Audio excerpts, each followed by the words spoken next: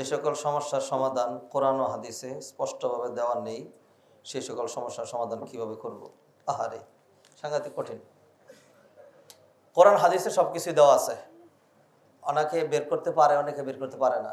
এগুলো সকল সমস্যার সমাধান ওলামায়ে কেরামগণ কোরআন সুন্নাহর আলোকে এগুলি গেটে বের করেছেন, বের করে রাখা আছে।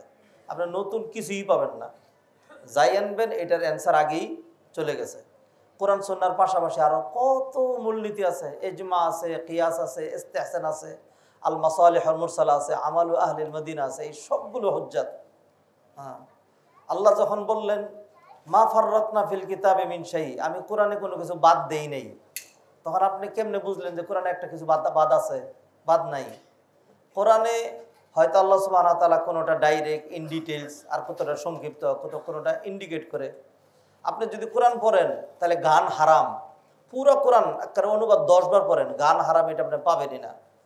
সিগারেট খাওয়া হারাম, এটা আপনি পুরো কোরআনের মধ্যে কোথাও পাবেনই না। তাহলে অতএব এগুলি নেই, আল্লাহ তো এইভাবে বলে নাই, আল্লাহ মূলনীতি দিয়ে রেখেছেন, সেটা আমাদেরকে সেখান থেকে বের করতে হবে। তো আমরা যদি ওইভাবে বের করি তাহলে মূল আকীদা বিশ্বাস হলো আমাদের কোরআন সুন্নাহ সবই আছে। যেটা ডাইরেক্ট নাই সেটা ওলামায়ে কেরাম কোরআন সুন্নাহর গবেষণা করে তারা সেগুলো সমাধান বের করেছেন। ফাসআলু আহলা যিকরি ইন কুনতুম লা তা'লামুন, তুমি যদি না জানো তাহলে যারা জানে তাদেরকে কি করো? জিজ্ঞাসা করো।